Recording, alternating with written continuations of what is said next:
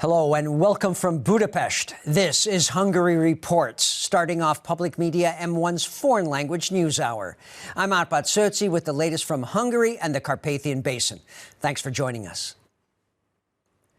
The situation in Iraq is very tense because of the dispute between the U.S. and Iran.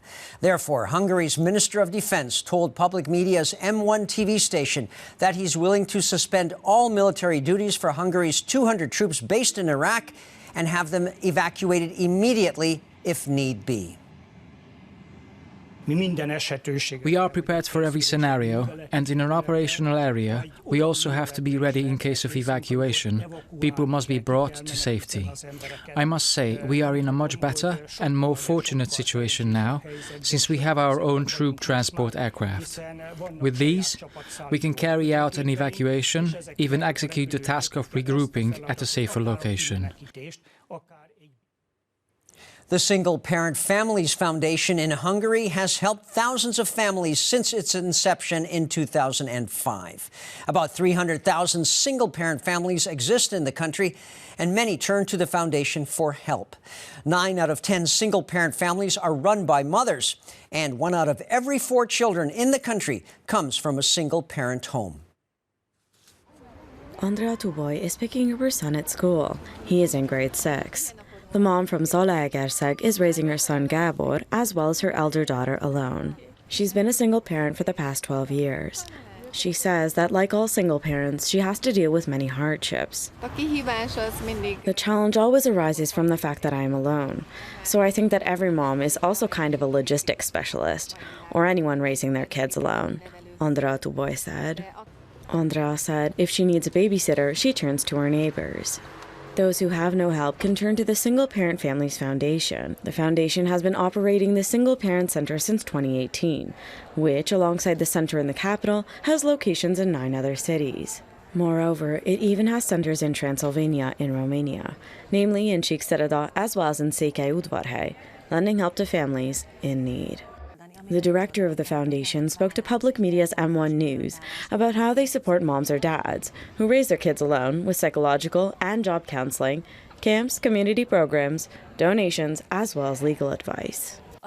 The greatest need in our eyes is, for example, legal aid or legal affairs, handling conflict, where individuals need to know how to resolve a given situation, which is no wonder, Onna said. In Hungary, more than 500,000 children grew up in single-family homes. Moms double as a provider of 90% of these homes. Hungary's employment rate continued to grow in the fall, according to the latest figures. In fact, more than 4.5 million people have jobs. That's perhaps even more impressive, considering that seasonal work in agriculture wasn't a factor. The government also announced that a new era will start up in research and development, with more money being allocated this year than last year. This is the robotics lab of the University of Debrecen, where they are currently working on various research projects. They are putting great emphasis on cooperation with companies, especially in research and development. The agreement with General Electric led to the cooperation with the Massachusetts Institute of Technology, which from the aspect of innovation is at the very top among universities. Zoltán Szilvási said, "You could say that the University of Debrecen learned from the world's best and utilized this knowledge in its own research and development programs in cooperation with other companies. The government has the same goal, to involve as many companies as possible in university research.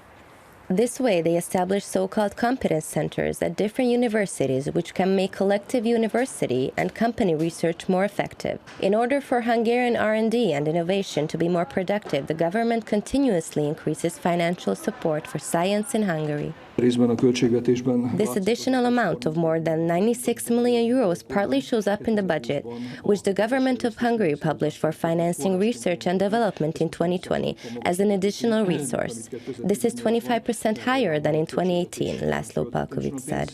Along with the modifications and growing support, the government's goal is to also raise the number of highly qualified employees and, with it, employment. According to the latest data, the number of people employed reached more than 4.5 million, which means the employment rate is above 70%.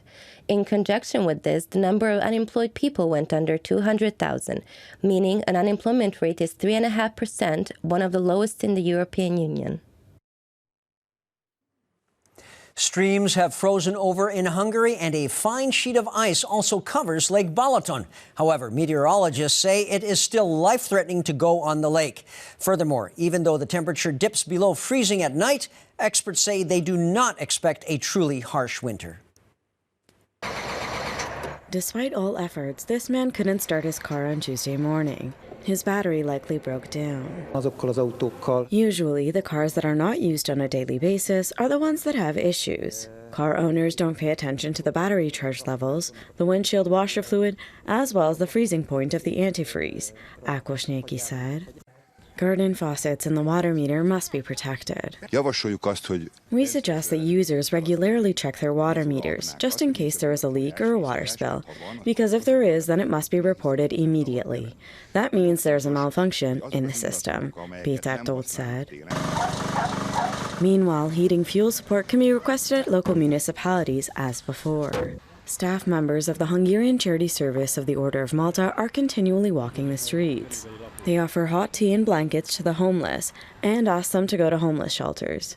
In the capital, those in need are directed towards the homeless shelter on Miklós Street, where they are given food and medicine. Additionally, there are laundry facilities. The emergency care system is well prepared for the winter crisis season. There are countless centers around the country. They are ready to host the homeless. If all of our homeless shelters reach full capacity, then we will make more space, Tamás Szentkereszty said. The telephone number for dispatcher services is available on the website of the Hungarian Charity Service of the Order of Malta. The hotline is open 24 hours a day. Anyone can call in if they encounter someone in need. Commemorations took place honoring the dead of the massacre at Modéfalva in Transylvania in 1764. Back then, Austria controlled Hungary, and when the Austrians tried to draft Hungarian settlers who resisted, Austrian military units went to the village of Modéfalva and massacred about 400 men, women, and children as retribution. Those surviving Hungarians escaped further east to Bukovina and Moldavia. Their descendants returned to the scene of the tragedy on Tuesday to pay their respects. This day is full of tragedy with the fact that thousands of people had to flee and that many Hungarian Changos and Bukovina settlers had their origins here. That's part of this tragic commemoration. However, at the same time, many who have arrived here say that it's also a celebration, because survival at all costs is something to celebrate.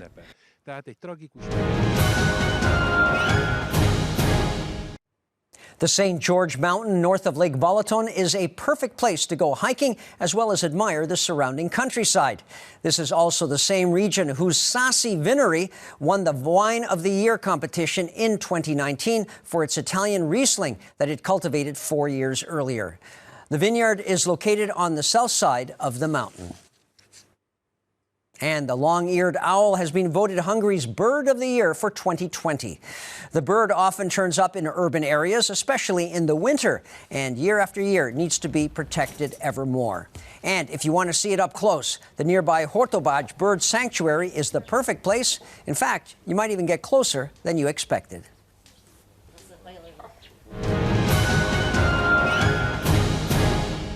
And that's all for now. But don't forget, you can catch Hungary Reports every night after the 11 p.m. news and online. As always, please stick around now, if you can, for our new shows in German, Russian, and Chinese. Thanks very much for watching, and minden jót!